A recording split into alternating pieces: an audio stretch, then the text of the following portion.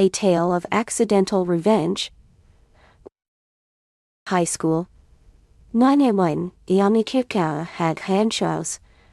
A social ecosystem teeming with cliques, hierarchies, and the ever-present drama that defines adolescence. Within this microcosm, I occupied a distinct niche. The resident goth girl. I embraced the label. The dark clothing. The heavy eyeliner.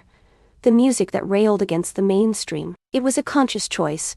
A declaration of individuality in a world that often demanded conformity. Looking back, I can appreciate the irony of it all. I was, in a way, a walking target.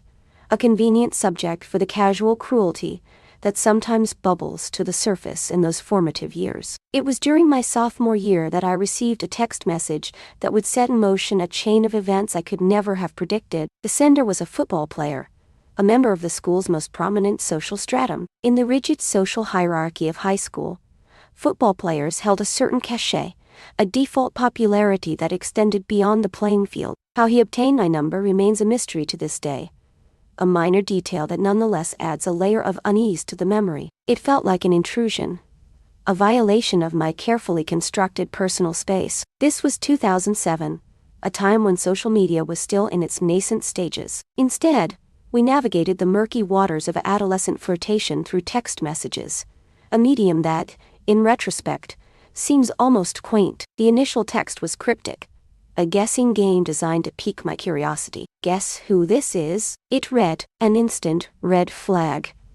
"I'll buddy you." The whole premise felt contrived, manipulative. A series of messages ensued, a back-and-forth dance of veiled hints and coy responses. He was laying it on thick with the flattery, employing the standard playbook of teenage courtship. "You're really cute," he texted, among other similar platitudes. I was bewildered. I'd barely exchanged 2 words with this guy since 7th grade. It was a complete cold call, an unexpected intrusion into my world. Despite my initial confusion, I attempted a polite but firm rejection. I wasn't interested, I conveyed, as diplomatically as a 16-year-old could manage. However, my polite rebuff was met not with acceptance, but with escalation. The tone of the messages shifted, becoming increasingly suggestive. Thankfully, I was spared the indignity of unsolicited, explicit images, a common occurrence in today's digital landscape. Instead, he directly proposed a hookup, repeatedly inviting me to his house. My carefully cultivated anti-establishment persona, which at the time bordered on performative rebellion, came into play. I had consciously distanced myself from the jock crowd, viewing them as the embodiment of everything I stood against. The idea of being pursued by one of them, especially in such a crude manner, ignited a fire within me. My annoyance quickly morphed into anger. The situation felt inherently disrespectful. It wasn't just that he was hitting on me. It was the way he was doing it.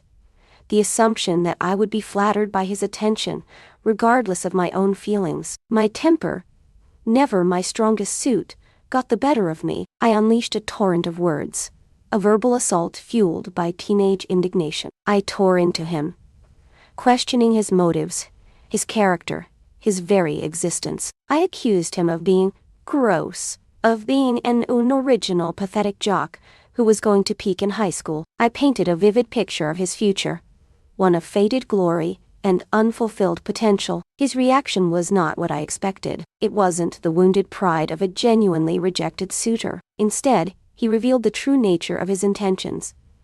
It was all a joke, a cruel, calculated prank designed to humiliate me. He confessed that he had an audience, a group of friends who were in on the scheme, eagerly awaiting the moment when he would share our text exchange, exposing me to their collective ridicule. The plan, as he revealed it, was even more sinister. They had hoped to lure me to his house, where they would all laugh at me together. The revelation sent a chill down my spine.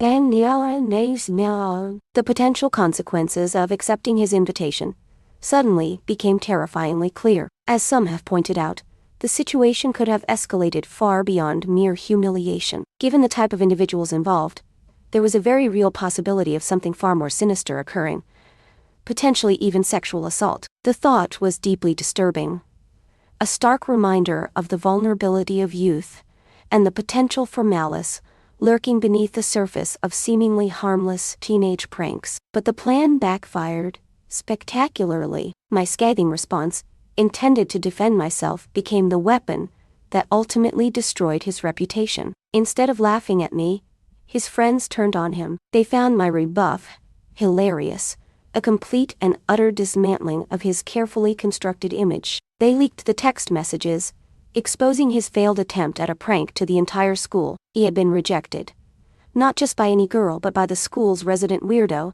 the goth girl he had intended to humiliate. The irony was palpable. My own friends, upon learning of the attempted prank, were incensed. They amplified the narrative, spreading the story far and wide. The tale of the rejected jock and the defiant goth girl became a legend within the school, a cautionary tale of hubris and unintended consequences. The revenge, if it could be called that, was entirely unintentional on my part. I had simply reacted in the moment, defending myself against an act of cruelty. It was the actions of his own friends, coupled with the support of my own, that transformed the incident into a public spectacle. Looking back, I can't help but feel a sense of grim satisfaction. He had sought to humiliate me, to make me the subject of ridicule. Instead, he became the object of scorn. His attempt at a joke had backfired in the most devastating way possible, leaving his reputation in tatters. It's a stark reminder that actions have consequences, and that sometimes